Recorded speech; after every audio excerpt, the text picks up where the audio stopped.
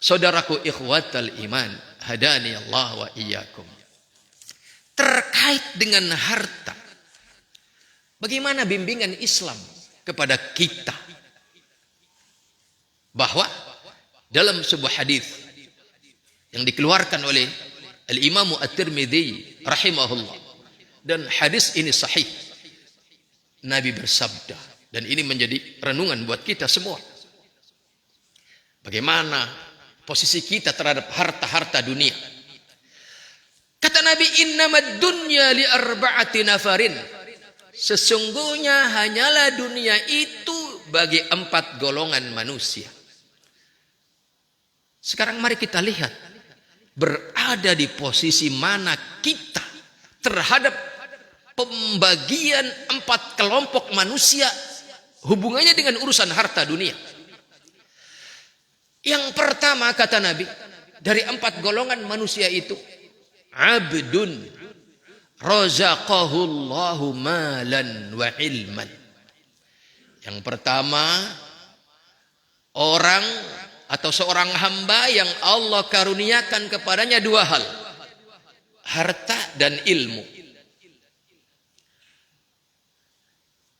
Fahuwa yattaqi fi malihi rabbah.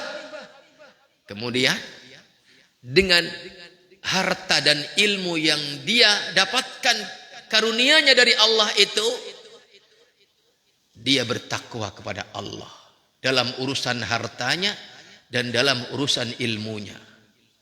Yang kedua, wa yasilu fihi rahimah. Dengan ilmu dan hartanya dia membangun hubungan yang harmonis dengan kerabatnya.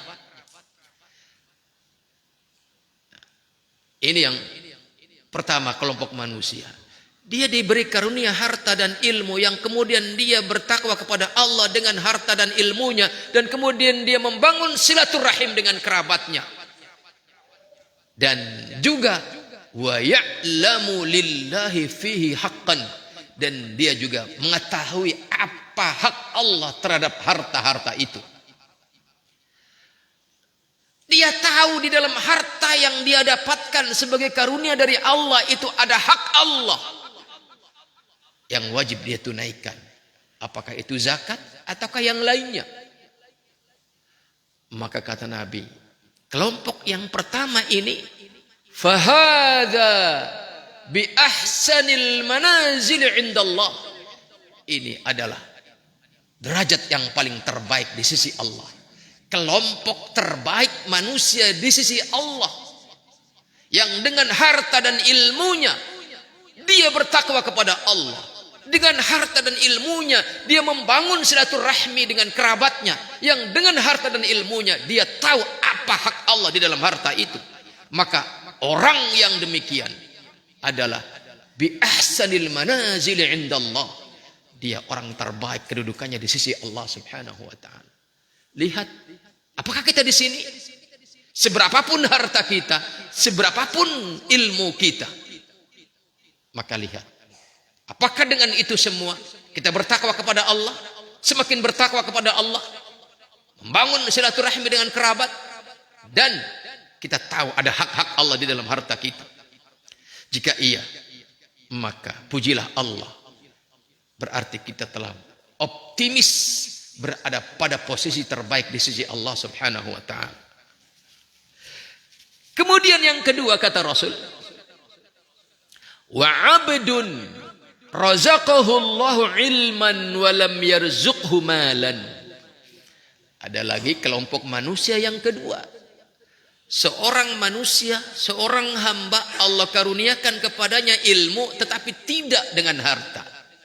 Dia berilmu tapi dia miskin. Tetapi kata Nabi, jika dia adalah fahuwa sadiqun niyah, dia punya niat yang jujur, kemudian dia berkata, lau anna li malan, seandainya aku punya harta seperti kelompok yang pertama tadi, la amiltu bi'amali fulan, pasti aku juga akan mengamalkan apa yang dia amalkan dengan hartanya itu. Semata niat. Dia punya ilmu, dia diberi ilmu oleh Allah Subhanahu wa taala. Artinya ilmu juga rezeki. Ya. Ilmu juga karunia dari Allah Subhanahu wa taala. Dia mendapatkan ilmu, mendapatkan karunia dari Allah berupa ilmu, tetapi qadarullah, harta yang dia dapatkan karunia dari Allah itu tidak seberapa. Tetapi dengan niatnya yang jujur, dengan niatnya yang tulus, dia berprinsip, seandainya aku memiliki harta seperti yang dia miliki, kemudian dia infakkan di jalan Allah, dan dengan itu dia semakin bertakwa kepada Allah, dan dengan hartanya itu dia membangun silaturahmi, maka aku pun akan melakukannya. Artinya Pak Bu, orang yang berharta itu lebih bisa untuk membangun silaturahmi dengan kerabatnya, lebih bisa untuk membangun silaturahim dengan kerabatnya. Maka kalau antum pada posisi sebagai orang yang berlebih harta daripada adik dan kakak antum, kerabat antum, maka antum yang harus lebih aktif untuk membangun silaturahim. Kenapa? Orang miskin biasanya minder untuk datang ke rumah kerabatnya yang kaya raya. Apalagi mungkin ada trauma-trauma masa lalu. Antum punya tanggung jawab moral di hadapan Allah Subhanahu wa taala untuk lebih aktif membangun silaturahim dengan kerabat-kerabat antum jika antum pada posisi orang yang punya harta. Lihat kata Rasul, tipe manusia yang kedua ini, dia diberi karunia ilmu tetapi tidak diberi harta. Tetapi dia punya prinsip, seandainya saya berharta seperti dia, maka aku pun akan melakukan seperti apa yang dia lakukan, berupa semakin bertakwa, semakin mampu bersilaturahim dengan kerabatnya, semakin bisa berinfak di jalan Allah Subhanahu wa taala. Maka kata Nabi, fahuwa biniyatihi, maka dia dengan niatnya yang tulus itu, fa ajruhu ma sawa, pahalanya akan sama seperti tipe orang yang pertama tadi. Berarti dia akan berada pada bi ahsanil manazil, pada posisi terbaik di sisi Allah Subhanahu wa taala. Maka yang minimal buat kita adalah mindsetnya, cara berpikirnya, bahwa kalaupun kita belum mampu menjalankan kesalehan dengan harta karena kemiskinan kita, dan kita melihat ada orang lain di sekeliling kita yang memiliki kemampuan amal soleh dengan hartanya, maka paling tidak kita punya niat yang tulus untuk bisa melakukan seperti yang dia lakukan. Kalau nanti seandainya saya kaya raya seperti dia. Saudaraku ikhwatal iman, tengoklah kita, bisakah minimal pada posisi yang kedua ini jika memang kita bukan orang yang kaya. Dan kemudian tipe kelompok yang ketiga, kata Nabi, wa rajulun atahu Allahu malan wa lam yu'tihi ilman. Tipe yang ketiga, seorang manusia Allah karuniakan kepadanya harta tetapi tidak diberikan ilmu. Kebalikan dari kelompok yang kedua. Kalau yang kedua diberi ilmu tanpa harta. Ini yang ketiga diberi harta tanpa ilmu. Maka